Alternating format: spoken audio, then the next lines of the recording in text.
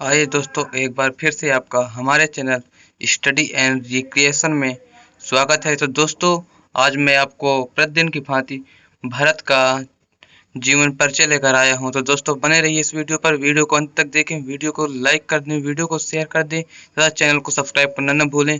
आज मैं इस वीडियो के माध्यम से आपको भारत का जीवन परिचय देने जा रहा हूँ। वीडियो को बगैर स्किप किए अंत तक अवश्य देखें।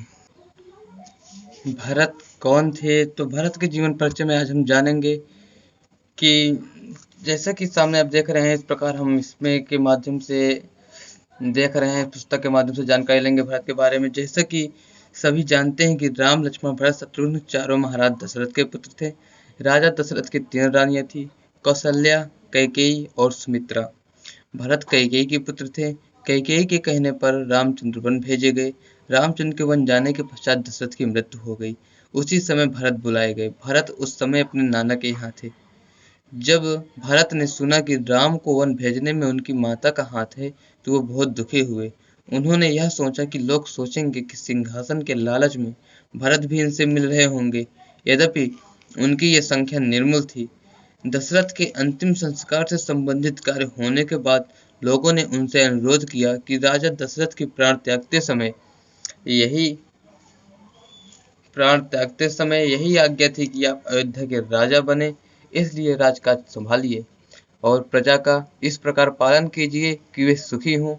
मुनियों ने, विद्वानों ने, रानियों ने उन्हें समझाया, परंतु भरत नैतिक दृष्टि से इसे बहुत अनुचित समझते थे। सिंहासन का अधिकार सबसे बड़े पुत्र का होता है। राम सबसे बड़े थे, उन्हें वन में भेजकर दूसरा उनका सिंहासन हड़प ले, यह कैसे हो सकता था? सब लोगों ने यह भी समझाया कि यह तो पिता की आज्ञा है, इनका पालन करना चाहिए। ऐसी अवस्था में सिंहासन पर बैठना अन्याय नहीं समझना चाहिए। किंतु भरत ने उन लोगों की बातें नहीं मानी।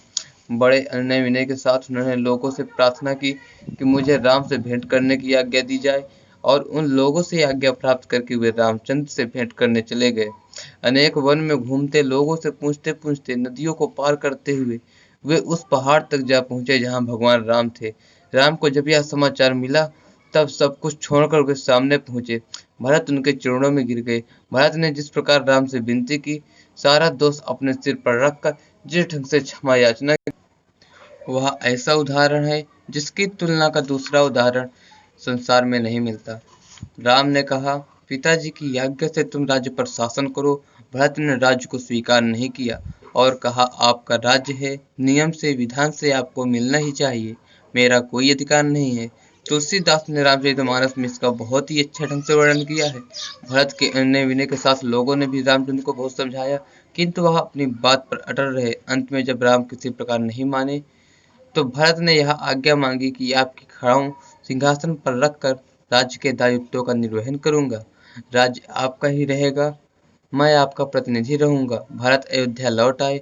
वहां उनको सिंहासन पर राम की खड़ाऊं रखी और अपना रहन सहन तपस्वी के समान रखकर 14 वर्षों तक राजकाज संभाला। इतने दिनों तक उन्होंने बड़े विवेक, न्याय और धर्म से राज्य किया।